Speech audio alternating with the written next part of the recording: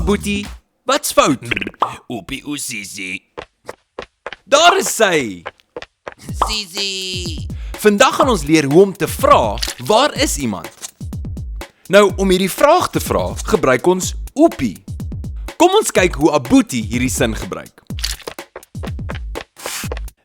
Ipi inkomo. Ingiabonga.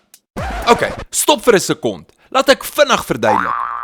Het julle agtergekom dat toe ons vra waar 'n persoon is, gebruik ons oepie en met die woord inja en inkomo gebruik ons ipi. Kom ons kyk nou hoe gebruik Abuti hierdie sin. Oepie oompo. Ingiabonga. Ipi inja. Ingiabonga. Oepie o Abuti. Daar is hy.